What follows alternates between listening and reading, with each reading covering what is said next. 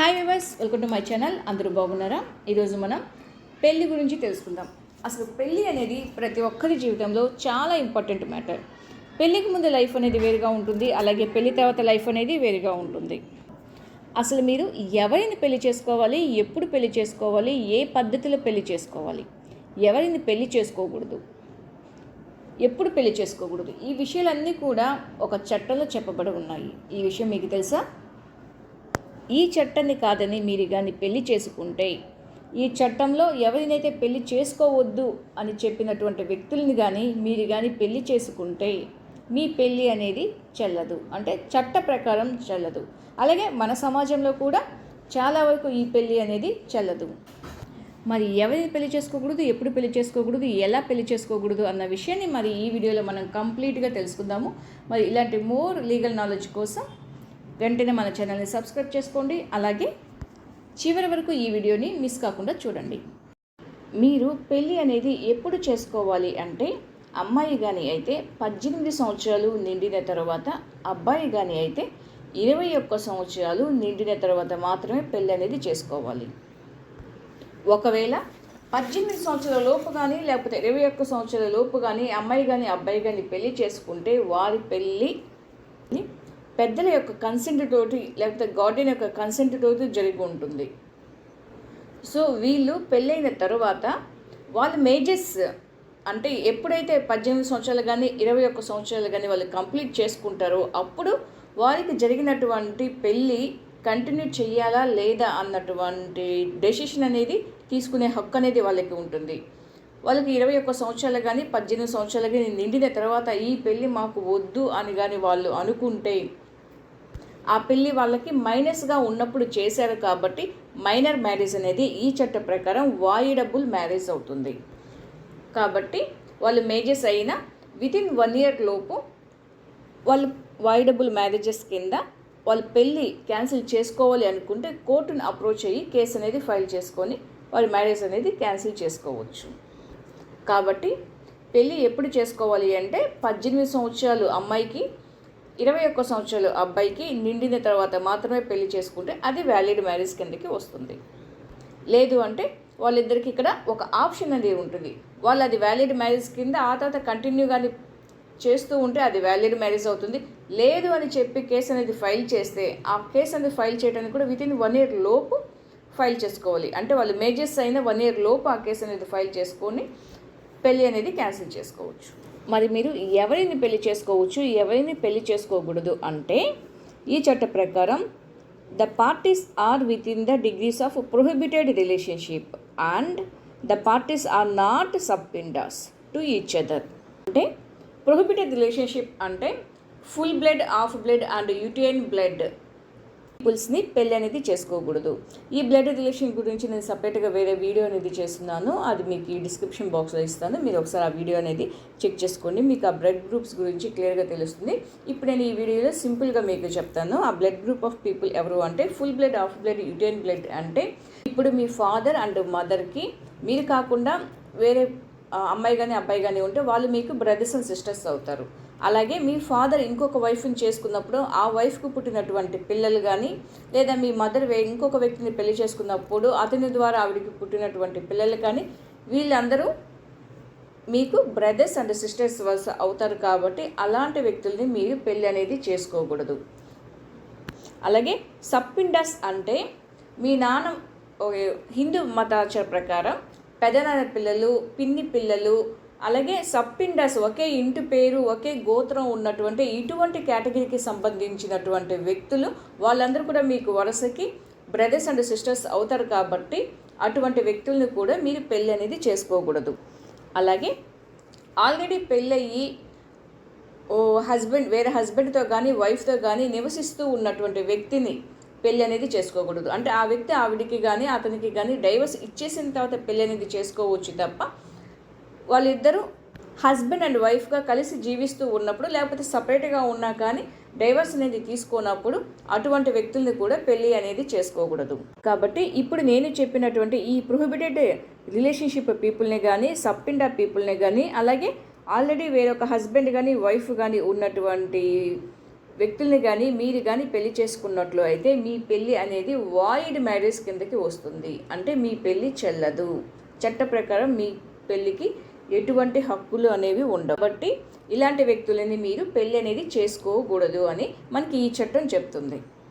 అలాగే జనరల్గా హిందూ సాంప్రదాయ ప్రకారం కూడా జనరల్గా ఎవరు అలాంటి వ్యక్తుల్ని పెళ్ళి అనేది చేసుకోరు. ఒకవేళ బై మిస్టేక్ మీకు తెలిసి తెలియక ఆ విధంగా ఎవరైనా పెళ్లి చేసుకొని ఉంటే మీరు వైడ్ మ్యారేజ్ కింద కోర్టుకి అప్లై చేసి మీ పెళ్ళి అనేది క్యాన్సిల్ చేసుకోవచ్చు. మరి మీరు ఎలా పెళ్లి చేసుకోవాలి అంటే మీ యొక్క ఆచారాల ప్రకారం, లేకపోతే పద్ధతుల ప్రకారం, లేకపోతే కస్టమ్స్ ప్రకారం, లేకపోతే సాంప్రదాయ ప్రకారం ఏ పద్ధతి ద్వారానైనా సరే, అది అబ్బాయి సైడ్కి సంబంధించిన ఆచారాల ప్రకారం కానీ లేకపోతే అమ్మాయికి సంబంధించిన ఆచారాల ప్రకారం కానీ పెళ్ళి అనేది చేసుకోవచ్చు. కానీ మీరు ఏ పద్ధతి ప్రకారం పెళ్లి చేసుకున్నా సప్తపది అనేది కంపల్సరీ కంప్లీట్ చేయాలి. ఈ సప్తపది అంటే 7 అడుగులు. ఈ 7 అడుగులు హోమం చుట్టూ మీరు తిరిగేటటువంటి ఈ 7 అడుగులు ఖచ్చితంగా కంప్లీట్ అవ్వాలి. అప్పుడే మీ పెళ్ళి కంప్లీట్ అయినట్టు. మీరు వేసే ఈ 7 అడుగుల్లో ఏ ఒక్క అడుగు వేయకుండా ఎటువంటి పరిస్థితుల్లోనైనా సరే పెళ్ళి అనేది ఆగిపోతే మీ పెళ్ళి కంప్లీట్ అయినట్టు కాదు, అది ఇన్కంప్లీట్గానే ఉంటుంది. సో మనకి ఈ చట్టం ఏం చెప్తుంది అంటే, ఇప్పుడు మీరు చేసేటటువంటి తాళిబొట్టు చాలా రకాలు ఉంటాయి. అలాగే కొంతమందికి తాళిబొట్టు లేకుండా దండలు మార్చుకోవటం, లేకపోతే రకరకాల తాళిబొట్లు ఉండటం, ఇలా చాలా రకాలు అనేవి ఉంటాయి. సో ఆ పద్ధతులు అన్నిటి గురించి, వేటి గురించి కూడా ఈ చట్టంలో ఏ పద్ధతి ద్వారా అయినా సరే తాళి కట్టినా కట్టకపోయినా మీరు పెళ్ళి అనేది చేసుకోవచ్చు. కానీ సప్తపది మాత్రం కంప్లీట్ అయి ఉండాలి. సప్తపది ఈ 7 అడుగులు అనేది కానీ కంప్లీట్ కాకపోతే మీ పెళ్ళి కంప్లీట్ అయినట్టు కాదు. పెళ్లి కూతురు పెళ్లి కొడుకు ఇద్దరు కలిసి హోమం చుట్టూ 7 అడుగులు కంప్లీట్ చేస్తేనే వారి పెళ్ళి కంప్లీట్ అయినట్టు అని మన చట్టం చెబుతుంది.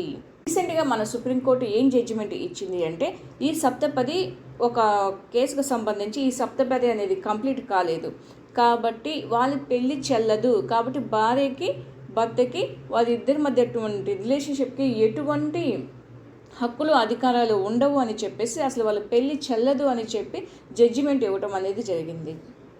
కాబట్టి మన హిందూ సాంప్రదాయంలో హిందూ పద్ధతి ప్రకారం ఏ పద్ధతిలో అంటే ఒక్కొక్కరికి ఒక్కొక్క రకమైన పెళ్లి పద్ధతులు ఉంటాయి. కాబట్టి ఏ పద్ధతిలో పెళ్లి చేసుకున్నా కానీ పట్టించుకోదు. కానీ ఈ సప్తపదిలో 7 అడుగులు మాత్రం కంప్లీట్ అయి ఉండాలి. 7 అడుగుల్లో 6 అడుగులు వేసినా కానీ అది ఇన్కంప్లీట్ మ్యారేజ్ కిందకే వస్తుంది తప్ప కంప్లీట్ మ్యారేజ్ కిందకి రాదు. కంప్లీట్ మ్యారేజ్ కిందకి వస్తేనే చట్ట ప్రకారం మీకు లభించేటటువంటి హక్కులు అనేవి లభిస్తాయి.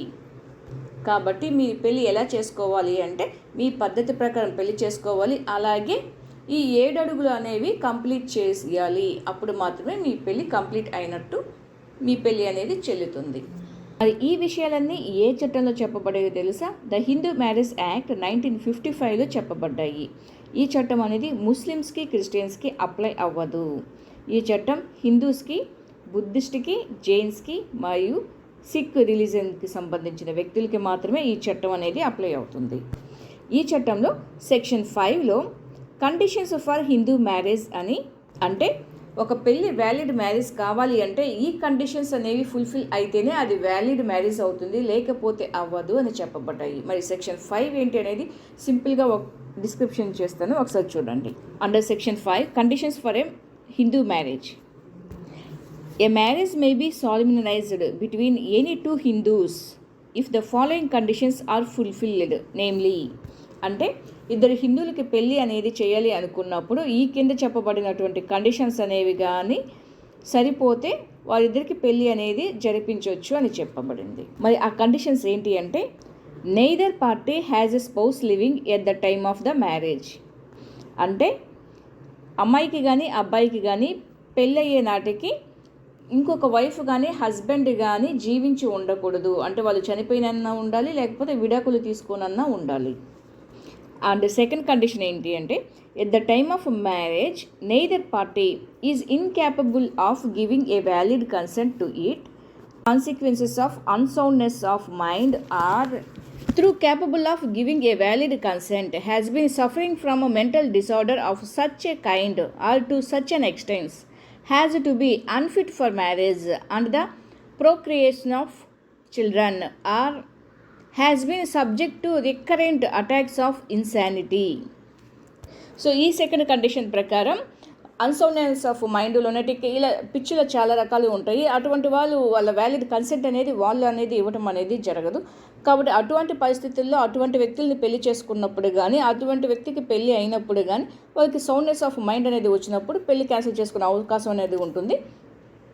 సో పెళ్లి చేసుకునే నాటికి వాళ్ళకు అన్సౌండ్ మైండ్ అనేది కానీ ఉంటే లేకపోతే ఏదైనా మెంటల్ డిసార్డర్ తోటి సఫర్గానే అవుతూ ఉంటే వారి పెళ్ళి అనేది వ్యాలిడ్ కాదు. And third condition, the bridegroom has complete the age of 21 years and the bride the age of 18 years at the time of marriage. పెళ్లి కొడుకు పెళ్లి కూతురు 21-18 సంవత్సరాలు కంప్లీట్ చేసి ఉండాలి. And fourth condition, the parties are not within the degrees of prohibited relationship unless the custom or usages governing each of them permits of marriage between the two.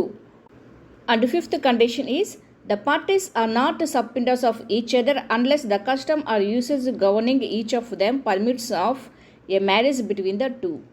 అంటే fourth and fifth conditions brothers sisters అలాగే పెదనాన్న పిన్ని పెదమ్మ ఇటువంటి రిలేషన్షిప్లో ఉన్నటువంటి same గోత్రానికి సంబంధించి వ్యక్తుల్ని పెళ్ళి అనేది చేసుకోకూడదు అని చెప్తుంది.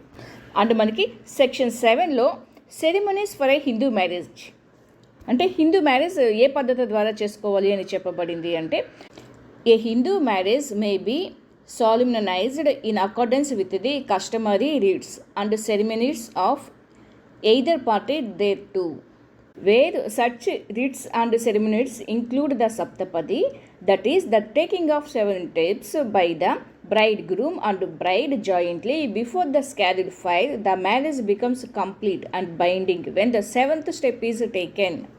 అంటే పెళ్లి కొడుకు పద్ధతి ద్వారా కానీ పెళ్లి కూతురు పద్ధతుల ద్వారా కానీ ఆచారాల ద్వారా కానీ వారి యొక్క సాంప్రదాయాల ప్రకారం పెళ్ళి అనేది చేసుకోవచ్చు. కానీ సప్తపది మాత్రం ఎప్పుడైతే 7 అడుగులు కంప్లీట్ అవుతుందో, అగ్నిహోత్రం చుట్టూ తిరిగి 7 అడుగులు ఎప్పుడైతే కంప్లీట్ చేస్తారో అప్పుడు మాత్రమే వారి పెళ్ళి అనేది కంప్లీట్ అవుతుంది, బైండింగ్ అవుతుంది. మీలో చాలామంది అనుకోవచ్చు, అసలు మేము ఎందుకు చట్టాన్ని ఫాలో అవ్వాలి, చట్టానికి వ్యతిరేకంగా చేసుకుంటే ఏమవుతుంది? మీరు ఎందుకు చట్టాన్ని ఫాలో అవ్వాలి అంటే, ఫ్యూచర్లో మీకు ఎప్పుడైనా సరే ఏదైనా ప్రాబ్లం వచ్చినప్పుడు మీరు కోర్టుకు వెళ్ళి కోర్టు దగ్గర నుంచి రిలీఫ్ అనేది తీసుకోలేరు. ఎందుకు అంటే మీరు కోర్టుకు వ్యతిరేకంగా చట్టానికి వ్యతిరేకంగా తీసుకున్నారు కాబట్టి, చట్ట వ్యతిరేక పనులు చేశారు కాబట్టి చట్టం మిమ్మల్ని సపోర్ట్ చేయదు, మీకు ఎలాంటి రిలీఫ్ అనేది ఇవ్వదు. సో హిందూస్ అయ్యుండి ఈ హిందూ చట్ట ప్రకారంలో ఈ కండిషన్స్ అనేవి ఫుల్ఫిల్ చేయకుండా వాటికి వ్యతిరేకంగా కానీ మీరు కానీ పెళ్ళి అనేది చేసుకుంటే అవి వాయిడ్ అండ్ వాయిడబుల్ మ్యారేజెస్ అవుతాయి. అది వ్యాలిడ్ మ్యారేజ్ కాదు.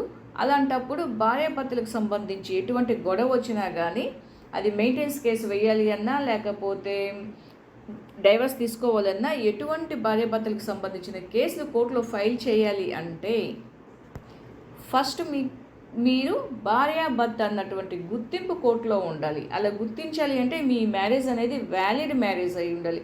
వ్యాలిడ్ మ్యారేజ్ కావాలి అంటే ఈ చట్ట ప్రకారంలో ఏ కండిషన్స్ అయితే పెళ్లి చేసుకోవద్దు అని చెప్పారో, ఎవరిని పెళ్లి చేసుకోకూడదు అని చెప్పారో, ఏ విధంగా పెళ్లి చేసుకోకూడదు అని చెప్పారో, ఎప్పుడు పెళ్లి చేసుకోకూడదు అని చెప్పారో, మీరు ఆ టైంలో ఆ వ్యక్తులని ఆ విధంగా పెళ్లి చేసుకోకుండా ఉండాలి. అప్పుడే మీ మ్యారేజ్ అనేది వ్యాలిడ్ మ్యారేజ్ అయితేనే కోర్టు మీ కేసు అనేది తీసుకుంటుంది, మీకు భార్యాభర్తలన్న గుర్తింపు ఇస్తుంది.